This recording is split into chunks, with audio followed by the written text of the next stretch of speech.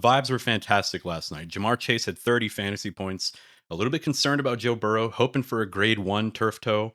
I wake up in the morning, I open up Twitter, I see that it is a grade 3 turf toe, and it will require surgery and he will miss 3 months. I got my keys, I got in my car, I drove to the nearest Walmart so I can drop to my knees. What does that mean for Jamar Chase? What does it mean for T. Higgins? What does it mean for Chase Brown? What does it mean for this offense? Let's talk about it in this short video, guys. So we got some exposure to Jake Browning. We've seen him in the past, and we saw him in this game where he brings them back to an actual victory against the Jags. He goes 241 yards. He has the 2 touchdowns and 3 interceptions. So let's look at it. Chase Brown struggled the whole game with Burrow and without. Jamar Chase ends up absolutely feasting the entire game. He goes 14 for 165 and a touchdown. His touchdown and about 8 or 9 fantasy points come with Joe Burrow in the beginning of the game, but a majority of his production when it comes to his yardage and his receptions were with Jake Browning. So T. Higgins also catches a touchdown at the hands of Jake Browning. He goes 3 for 56 and a touchdown.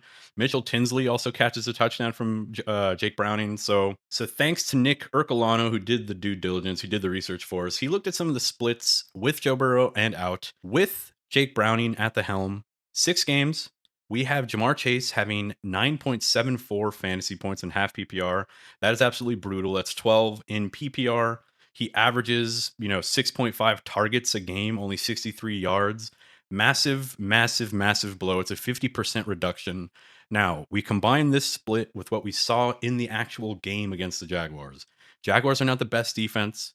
It was kind of a game script where the Jaguars were not preparing for Browning. But let me ask you guys a question, man. Do you think it's possible that Jake Browning can improve over the course of his backup career? He's in training camp every day with Joe Burrow. He's learning the offense. He's learning behind Joe Burrow. What if he's better? What if he's just better? I mean, we saw Jamar Chase, as I mentioned, kind of eat with Jake Browning. So I'm trying to give the optimistic picture here, guys. 16 targets. We love to see that. We love a backup quarterback who comes in and hones in on the dudes that he knows will produce for him. Back to Nick Ercolano's tweet. We want to look at T. Higgins now, who's actually fares a lot better than Joe Burrow. So in games with Jake Browning, T. Higgins is actually the better play. Bigger body, maybe he trusts him more. That's on the totality. That's over the course of the split.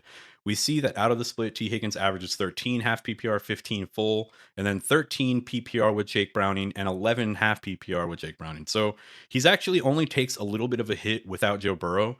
And I don't know the reason. Maybe you guys know. Maybe you guys can better. Maybe you guys can better contextualize why that is. Why T. Higgins is the preferred option to Jake Browning. I'm not really sure. What do we do, man? What's the fancy outlook for Jamar Chase? You probably don't want to trade him. You probably have to stick with him. See how it goes. Maybe Jake Browning is better. Maybe he's improved over the course of his backup career. I think we stick with him. The next 4 games are a little bit brutal. They're at Minnesota, at Denver, versus Detroit at home, and then at Green Bay.